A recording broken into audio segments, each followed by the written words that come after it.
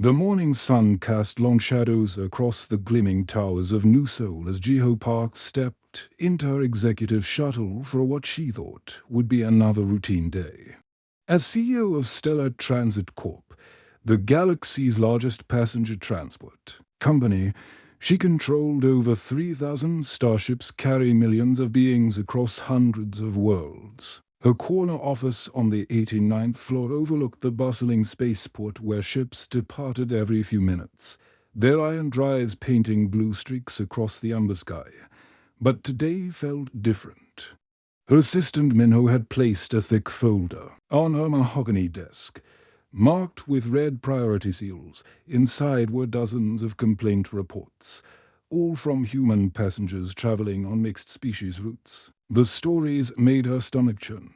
Families separated during boarding.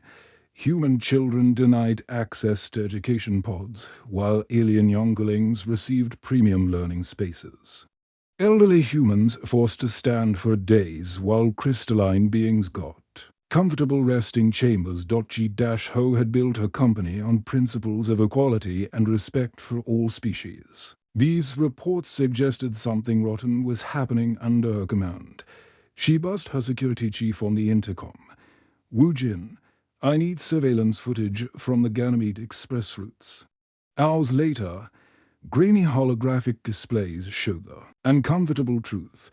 Human passengers cramped into narrow sections, while sleek fur-taken merchants sprawled in spacious lounges. Tentacled Aquarians received specialized water chambers, while human families huddled in basic seating. The footage was damning, but she needed to experience it firsthand. That evening, Jiho stood before her bathroom mirror, hardly recognizing herself. Gone was the tailored business suit and perfect makeup. Instead, she wore faded work coveralls and scuffed boots. Her usually immaculate hair was tied back in a simple ponytail. She had practiced a story dozens of times. Hannah Kim, factory worker from the outer colonies. Heading home after a difficult contract the next morning, Jiho joined the long queue at Departure Terminal 7. Round her, beings from dozens of worlds waited in segregated lines. The Vortigans, tall and blue-skinned with elaborate ceremonial robes, moved through expedited processing.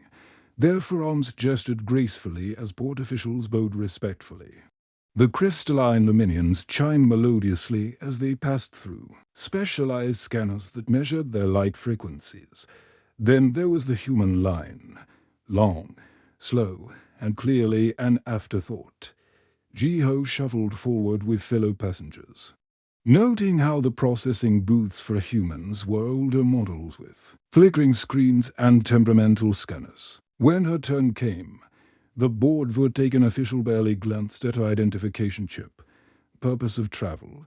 He asked in accented standard galactic.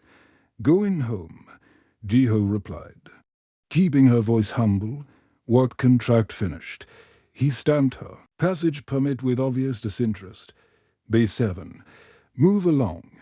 Bay 7 turned out to be a cramped boarding area with uncomfortable metal benches. Through the windows, Jiho could see the Ganymede Express, a massive vessel designed to carry 5,000 passengers across multiple species. The ship's hull gleamed silver against the star field, its fusion engines already warming with a low blue glow. Boarding was chaos. Vortigan passengers entered through elegant airlock bridges with carpeted walkways and ambient lighting. Luminians floated through specialized energy conduits that accommodated their crystalline forms. Aquarians were gently transported in mobile water pods, their tentacles waving gracefully as they moved. Humans waited in another line entirely, when the boarding ramp finally opened for them. It led to a narrow, utilitarian corridor. Jiho found herself pressed against other passengers as they were herded like cargo toward the human sections. The air recyclers wheezed overhead, and the lighting flickered intermittently. The human passenger area was a revelation in poor design. Rows of basic seats were packed together with barely enough room to move. Overhead storage was minimal. forcing passengers to keep belongings in their laps. The walls were plain metal, lacking the decorative panels and comfortable amenities she had seen in alien sections. Jiho claimed a window seat and watched as the last passengers boarded. A young mother named Sujin struggled with her crying baby while trying to manage luggage.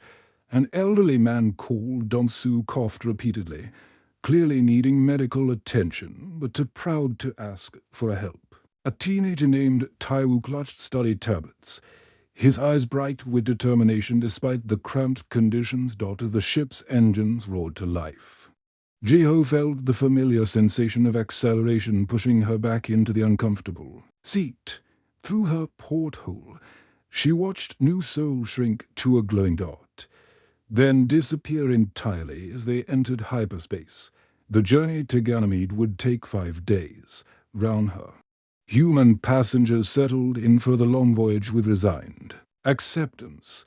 They shared snacks, helped each other with luggage, and spoke in quiet voices about their destinations. There was no anger or complaint, just quiet endurance.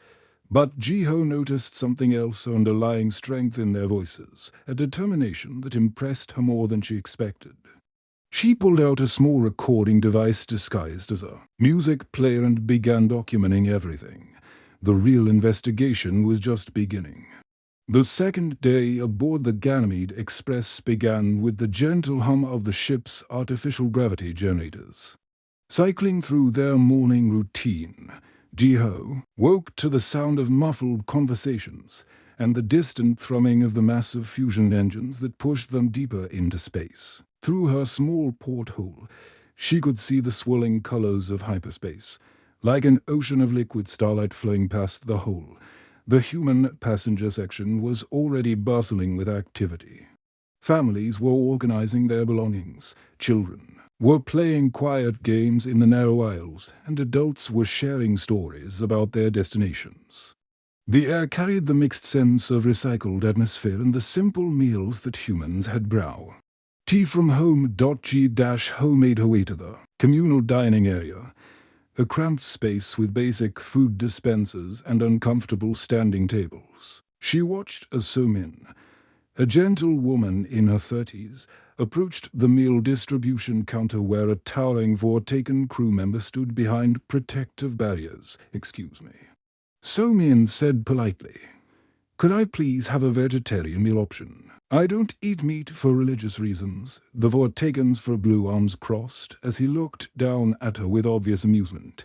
His species stood nearly 8 feet tall, with skin that shimmered like polished sapphires and eyes that glowed with inner light. He wore the standard crew uniform, but he carried additional rank insignia that marked him as a senior food service coordinator.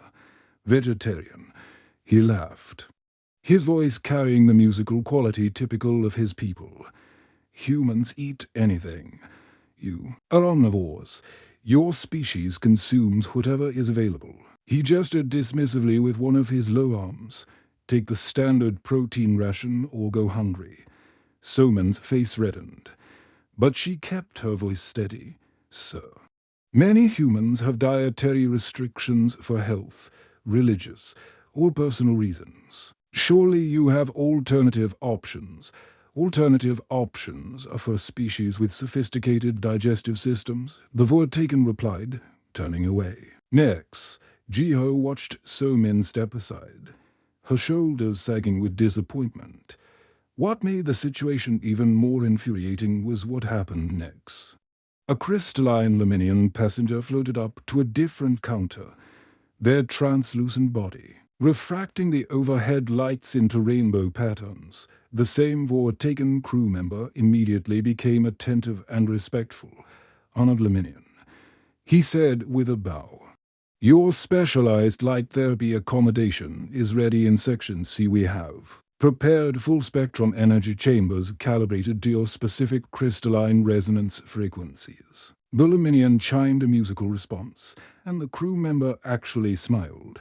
"Of course, we also have filtered photon supplements to enhance your energy absorption during the journey. Nothing is too much trouble for our esteemed passengers." Jiho felt her jaw clench as she watched this interaction. The difference in treatment was so stark it was almost comical, if it weren't so insulting. She made a mental note on her hidden recording device, then moved toward another area of the ship to continue her investigation. The ship's central corridor was a marvel of engineering, with moving walkways that transported passengers between sections. But Jiho quickly discovered that the walkways had different speeds and comfort levels depending on which section you were traveling to. The pathway to the Vortaken lounges moved smoothly and quietly, while the route to human quarters jerked and stuttered with mechanical problems. She followed the corridor toward the ship's library and educational center, where she spotted young Taiwu standing nervously outside an impressive set of double doors. The teenager held his study tablets close to his chest, clearly hoping to find a quiet place to work. His clothes were neat but worn, and his eyes held the determined look of someone trying to better themselves through education. A sleek service robot approached him, its chrome surface reflecting the corridor lights. These artificial beings were designed to be helpful and courteous. But Jiho noticed something odd about its programming as it addressed Taiwu. Access restricted, the robot announced in a flat, mechanical voice. Library facilities are designated for advanced species only. Taiwu looked confused. But I'm a passenger. I have study materials from my engineering courses. I just need a quiet place to work. The robot's optical sensors flashed red. Human cognitive capabilities are insufficient for advanced library resources. Please proceed to designated human recreation areas. What do you mean insufficient? Taiwu asked, his voice rising slightly. I'm studying quantum mechanics and stellar navigation. I have higher grades than most of my classmates. Library access is determined by species classification, not individual achievement. The robot replied coldly. Humans are categorized as Level 3 intelligence. Library access requires Level 5 or higher. Jiho felt her hands clench into fists. She wanted to march over there and reveal her identity, to demand that this ridiculous policy be changed immediately. But she forced herself to remain in character, continuing to observe and record. Tau's shoulders slumped as he walked away from the library doors. But Jiho noticed something remarkable happen next. An elderly human passenger named Dongsu approached the young man and gently placed a hand on his shoulder. Don't let them discourage you, son, Dongsu said quietly. I've been building starships for 40 years. Come to the human section. We'll create our own study group within minutes. Jiho watched as the human passengers organized themselves. Dongsu shared his decades of engineering experience. A woman named Yunji, who turned out to be a former teacher, began helping other passengers with their studies. Someone else produced a portable holographic projector, and soon they had created an impromptu classroom right there in the cramped human section. The discrimination was systematic and deliberate. But what struck Jiho most was how her fellow humans responded. They didn't waste energy on anger or complaints. Instead, they quietly solved their own problems, supported each other, and found ways to thrive despite the obstacles. She continued recording, knowing that this journey was revealing truths about humanity that even she hadn't fully understood. The third day of the journey began with the ship's automated systems announcing their passage through the asteroid belt mining zone.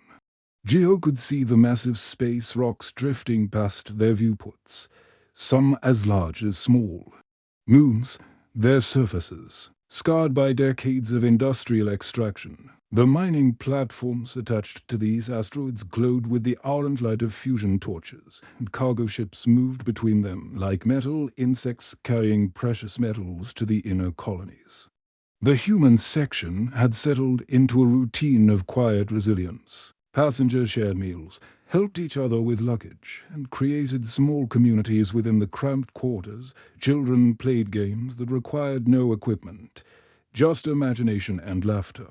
Adults discussed their hopes for new jobs and better lives waiting at their destinations. Jiho was documenting the morning mail distribution when she heard a commotion near the sleeping area. 7-year-old Yijin, who had been traveling with her grandmother Menseo, was lying on her narrow bunk with her face flushed red and her breathing rapid and shallow.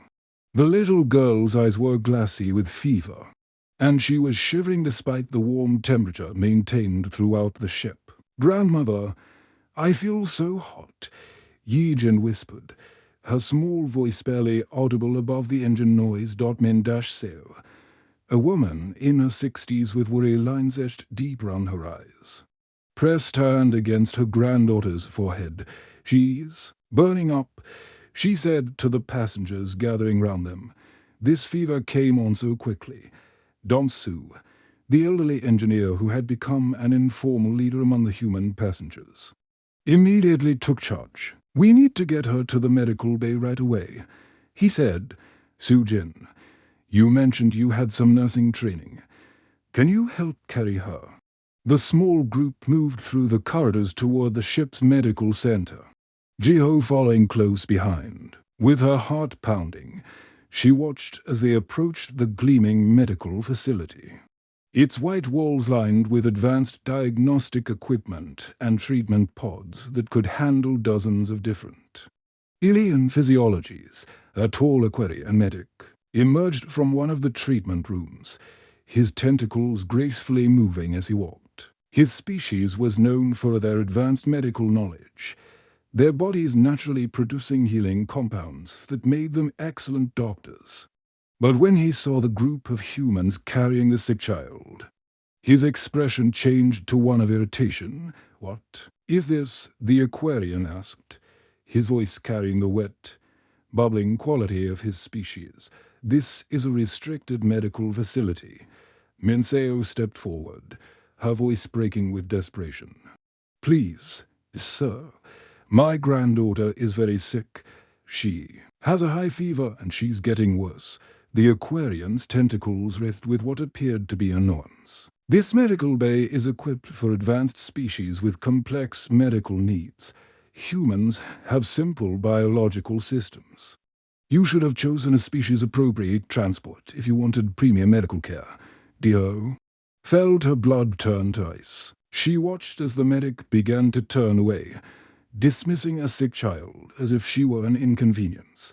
Every instinct screamed at her to reveal her identity, to use her executive authority to demand immediate treatment. Her hand moved toward the emergency communicator hidden in her work clothes, but before she could act, something extraordinary happened. Su-Jin, the young mother who had been struggling with her own baby just days earlier, stepped forward with quiet authority. "I have medical training," she said firmly. "If you won't treat her, at least let me use your diagnostic scanner to determine what's wrong." The Aquarian's tentacles fluttered dismissively. "Impossible.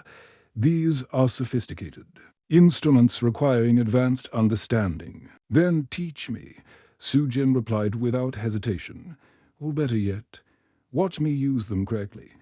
Before the medic could respond, other human passengers began organizing with remarkable efficiency.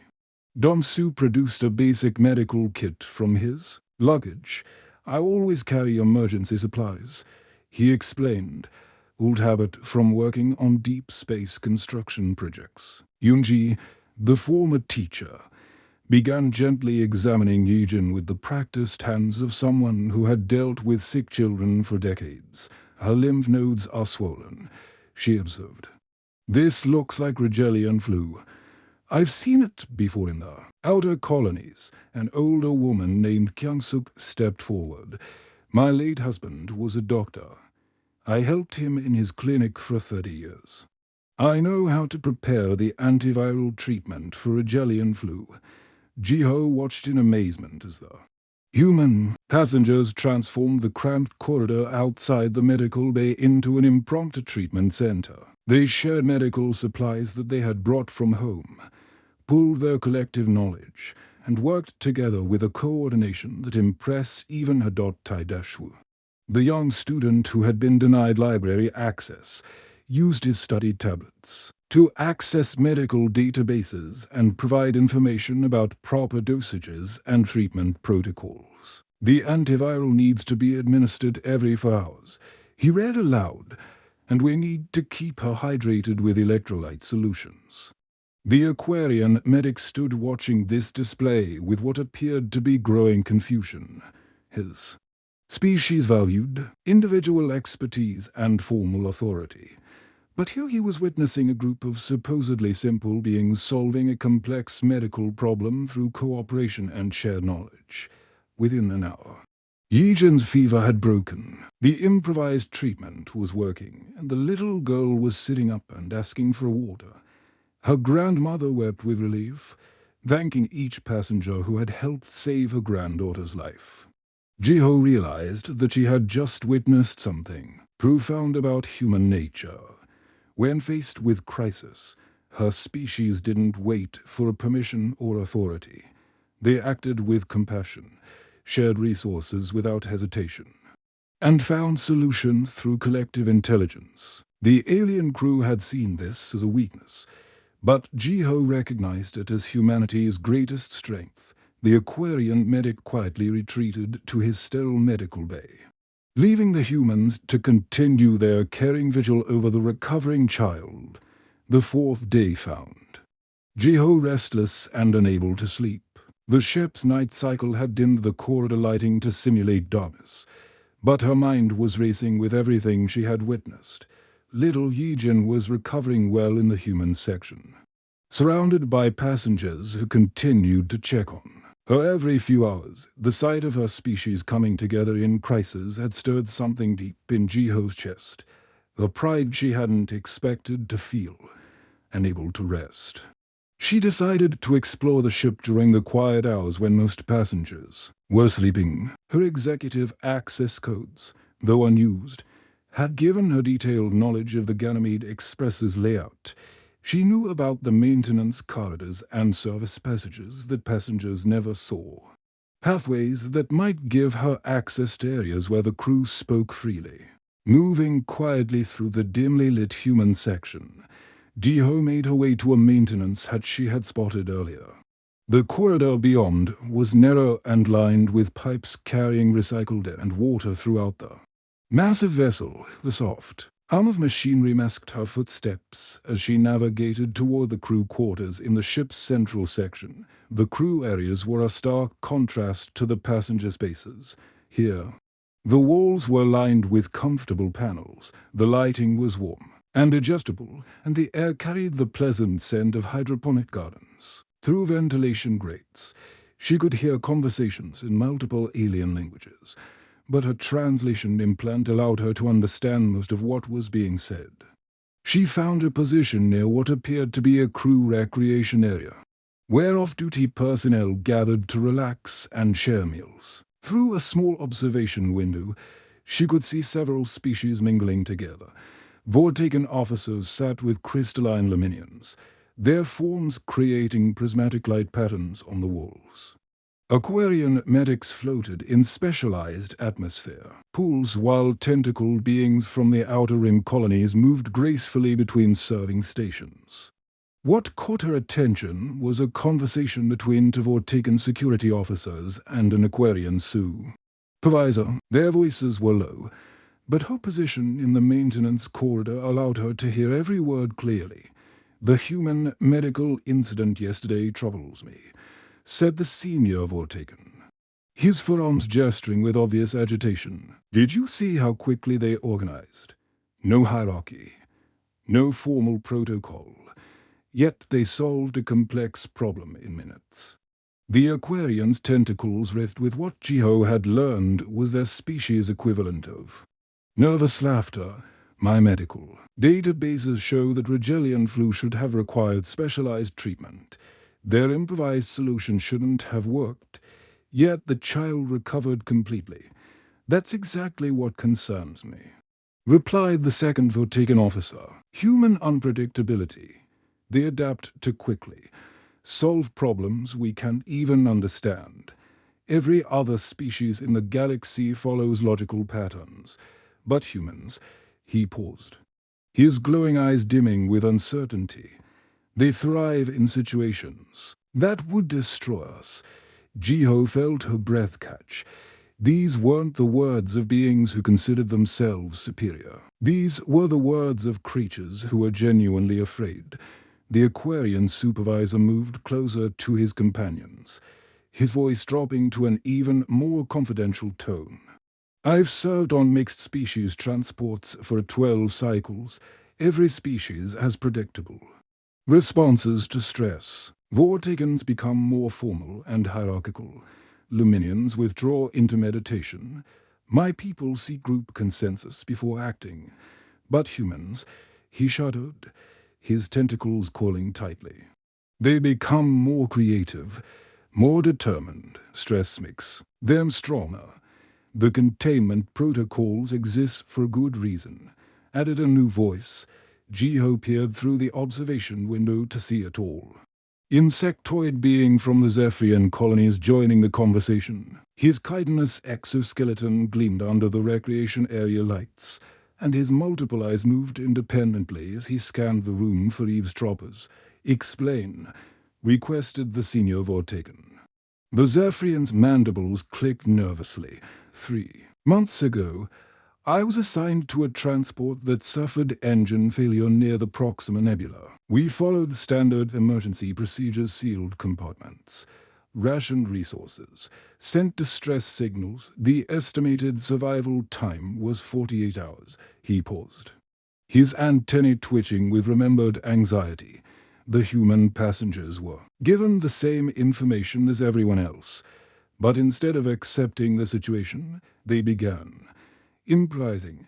They jury-rigged air recyclers using personal electronics, created water purification systems from cleaning supplies, and somehow managed to boost our distress signal using their entertainment devices. The Aquarian's tentacles went still. What was the result? We survived for 6 days until rescue arrived. Every other species had resigned themselves to death, but the humans refused to accept it. They kept finding solutions, kept adapting, kept hoping. The Zephyrian's voice carried a mixture of admiration and fear. They saved all of us, but it was terrifying to watch. No species should be able to do what they did. Jiho pressed closer to the observation window, her heart pounding. As the full scope of the situation became clear, the isolation protocols aren't punishment, continued the senior Vortigan. Their containment. We separate humans not because we consider them inferior, but because we don't understand them. Their emotional resilience, their refusal to accept defeat, their ability to find hope in hopeless situations, these traits are unprecedented in galactic history. Every other species has breaking points, added the Aquarian, stress levels where we shut down, accept defeat, or retreat into survival mode. But humans seem to get stronger under pressure. They bond together, share resources, and create solutions. That shouldn't exist. The Zephyrians' eyes focused on something beyond their conversation. Command believes that giving humans full access to ship resources might be dangerous, not because they would harm anyone, but because they might try to improve systems that don't need improvement, or attempt repairs that could destabilize carefully balanced operations. Imagine if they had access to our navigation systems during a crisis, mused one of the Vortigans. They might try to plot courses through impossible stellar phenomena, or attempt maneuvers that no sane pilot would consider, and they might succeed, whispered the Aquarian, his tentacles trembling. That's what makes them so unpredictable. Jiho slowly backed away from the observation window, her mind reeling with this revelation. The discrimination she had witnessed wasn't born from arrogance or hatred. It was fear of a species that refused to be limited by conventional thinking, that found strength in adversity, and that treated impossible situations as merely difficult problems waiting for creative solutions. She made her way back through the maintenance corridors toward the human section, where her fellow passengers slept peacefully, unaware that their greatest strength was seen as their most dangerous trait by the rest of the galaxy.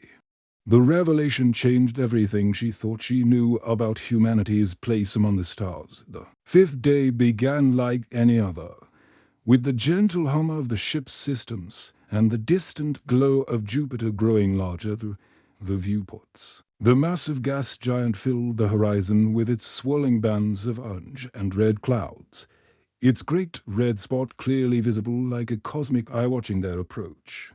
The four largest moons hung in space round it like jewels, their surfaces scarred by centuries of human mining operations. G-Ho was sharing breakfast with Yijin and her grandmother when the first alarm sounded. It was a soft chime, nothing alarming, followed by the ship's automated voice announcing a routine system diagnostic. Most passengers barely looked up from their conversations and morning routines. But Ji-Ho noticed something the others missed. Through her porthole, she could see that the ship's navigation lights were flickering irregularly, and the steady blue glow of the iron engine seemed to be stuttering.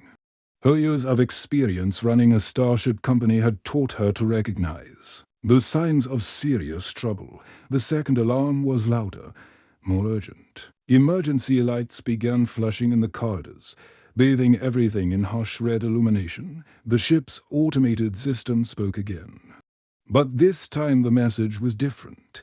Attention all passengers, we are experiencing technical difficulties with our life support systems. Please remain calm and await further instructions. Ji-Ho felt her stomach drop. Life support failures in deep space were among the most dangerous emergencies possible. She watched through her porthole as small maintenance robots emerged from the ship's hull like metal spiders, their work lights flashing as they attempted repairs on the external systems. In the alien sections of the ship, panic began to spread. Through the thin walls, she could hear the musical wailing of distressed Leminians, the rapid clicking of Zephyrian mandibles, and the agitated bubbling of Aquarian voices. Each species was responding according to their evolutionary programming: retreat, withdrawal, and rigid adherence to emergency protocols. But in the human section, something different was happening. Kyung-ho, a weathered mechanic who had spent decades maintaining mining equipment on the outer colonies, stood up and addressed the growing crowd of concerned passengers. Listen, everyone. He said in a calm, steady voice, I've worked with life support systems for 30 years. The first thing we need to do is assess our situation. Yoon-ji, the former teacher who had helped organize the study groups, immediately began organizing the children, boys and girls. We're going to play a game, she announced with a smile that didn't quite hide her concern. We're going to see who can sit quietly and breathe slowly. The winners get extra dessert rations. Within minutes, the human passengers had naturally organized themselves into working groups. Dong-Su used his engineering knowledge to explain what might be going wrong with the ship's systems. Soo-jin began checking on elderly passengers and those with medical conditions. Taiwu pulled out his study tablets and accessed technical manuals. For the ship's class of vessel, the third alarm brought devastating news. The ship's captain, a dignified Vortaken with decades of experience, appeared on the communication screens throughout the vessel. His forearms trembled slightly as he delivered the message that sent ice through every passenger's veins. Fellow travelers, he began, his usually confident voice strained with worry. We have suffered a cascade failure in our primary life support systems. Our air recycling capacity has been reduced by 60%, and our backup systems are not functioning properly. Following standard emergency protocols, we estimate approximately 18 hours of breathable atmosphere remaining. The reaction was immediate and species-specific. In the Vortaken sections, passengers began formal meditation rituals to reduce oxygen consumption. Luminians dimmed their internal lights to conserve energy. Aquarians retreated into their water chambers and entered a state of reduced metabolism.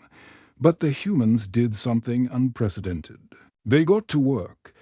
Kyung-ho gathered a team of passengers with technical experience and began systematically examining the life support systems accessible from their section.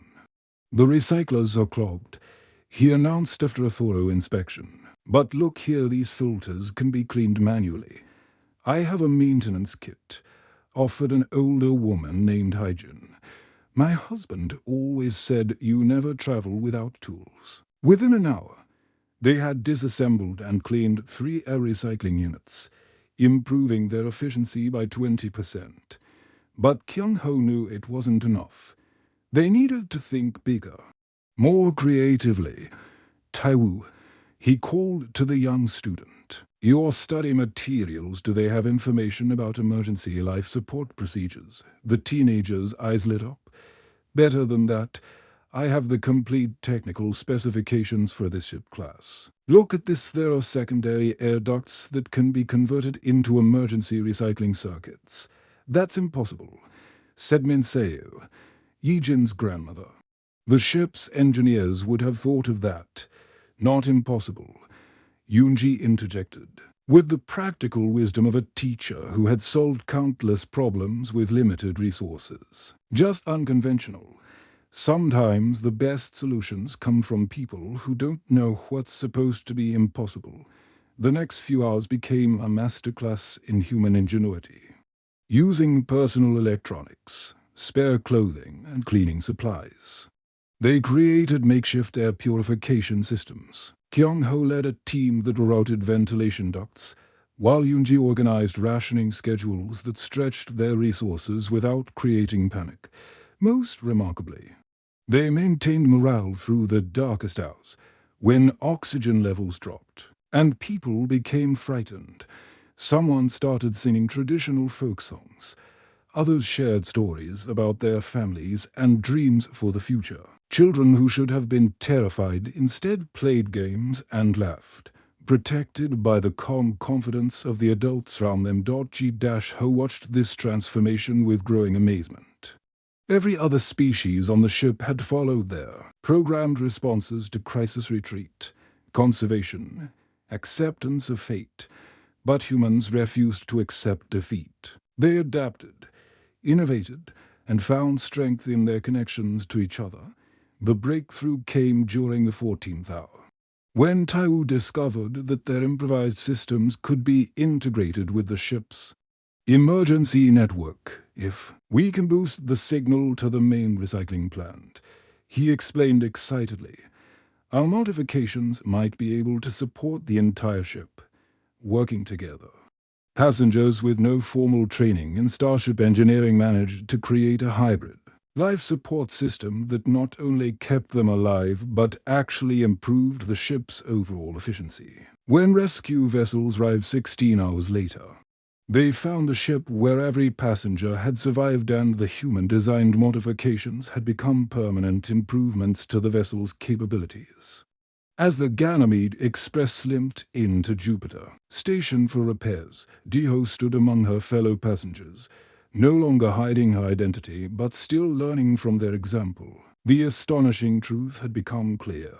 Humanity's greatest contribution to the galaxy wasn't their technology, their wealth, or their corporate power.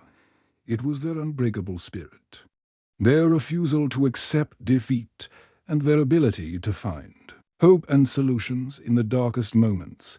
Returning to her executive office weeks later, Diho launched a new company initiative. Instead of fighting the discrimination against human passengers, she would demonstrate why human determination was the galaxy's most valuable resource.